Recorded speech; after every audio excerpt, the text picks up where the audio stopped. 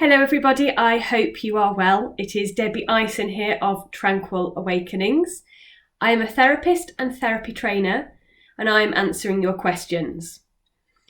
Now what I'm doing with these questions is I'm pulling them out of a hat, so they're a surprise for me as well. So here's my actual hat. Let me get today's question. Okay. So it says, how do you begin to move on when somebody said something that's knocked your self-esteem or has hurt you in some way? That is a good question. Okay. I think the key to this is reframing what's happened so that it can serve you better. So what I'm going to do is I'm going to give a couple of personal examples that will help you to understand what I mean by that. So the first one, I will go all the way back to being a teenager. And I used to go out for nights out with my friends. I was always very shy and I lacked confidence. After I had a drink, however, I would nervously have a dance. Until one night, one of my friends, and I'm sure she had the absolute best intentions to help me, told me that my dancing looked strange and unnatural and that she could give me some lessons if I wanted to dance better. And I was absolutely mortified by that. And so for 2 years afterwards, I didn't go out on a night out. I made the excuse that I was saving money for the future. So eventually I decided I wanted to dance and go and have a nice time and join in when I was on a night out. So for a little while I'd use alcohol to give me the confidence. However, after a situation where I went to my now husband's family wedding and I got horrendously drunk and threw up in the back of a minibus and had to be placed in his cousin's bath, I decided that that probably wasn't the right way to go. And instead I needed to change the way I perceived myself and that situation that had knocked my confidence. So what I did is I started to think about it from a different perceptual position, a different viewpoint than my own. And I started to think of times where I'd perhaps been on a night out or to a wedding and I'd noticed somebody perhaps being very enthusiastic as they were dancing or not the best at dancing. And all that I felt for those people were good on them. I thought it was very brave of them and I had wanted to be more like them and do that. What I'd also noticed is that if other people had had a little laugh, it was in a very affectionate and positive way.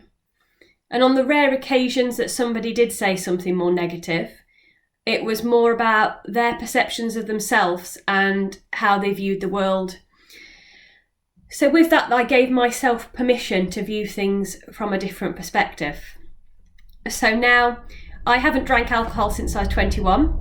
However, I will still be the first person to get up on the dance floor, and I genuinely no longer care about what I look like because I'm focused on what I want from the experience, which is to have a nice time. And that actually encourages other people to do the same.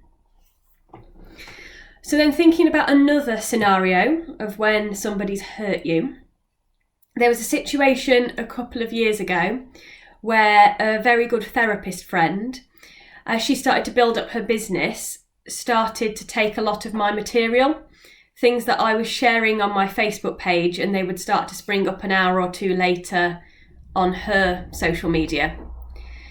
And other therapists had started to notice that, along with her becoming increasingly competitive against me.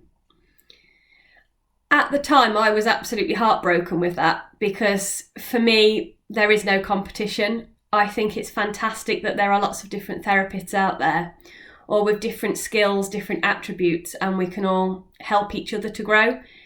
And we've got a world of 7 billion people that need help and support. So the more of us that are doing it, the better. And I was also very hurt that all I'd ever wanted for her was the very best. I absolutely wanted her to succeed. And even though we're no longer in contact, that very much still applies. I've had this situation a few times since, However, that situation was really valuable because it gave me a lot of learning and insight. It acted as a mirror to highlight my insecurities, my vulnerabilities, and what I needed to do to work on myself. And when we're in these situations with people where they say or do something we don't like, that is something that we're always given, that opportunity to learn about ourselves and to grow. And that means that we can be truly grateful for anybody who comes into our lives, whether they bring something positive or whether they bring something negative, because it's all there and it's all designed to help us. And that means we can truly love other people. And I can genuinely say now that I love absolutely everybody I've ever encountered, because they each bring something wonderful and unique into my life.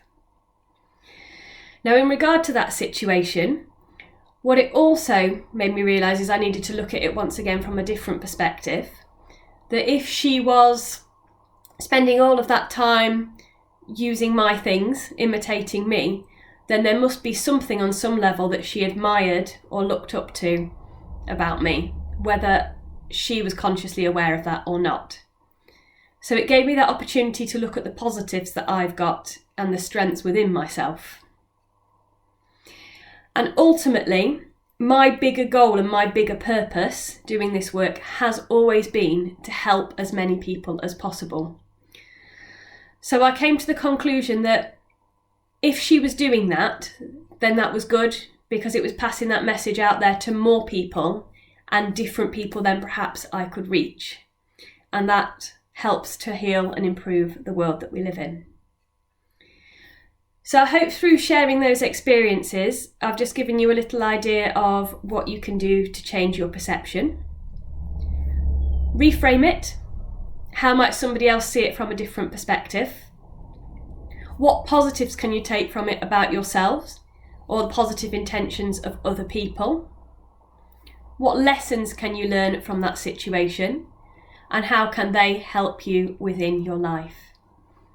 If you do these things, if you spend time reflecting on them, I can guarantee that you will have a more positive and enjoyable life, and it will allow you to let go of feelings of negativity and resentment towards other people.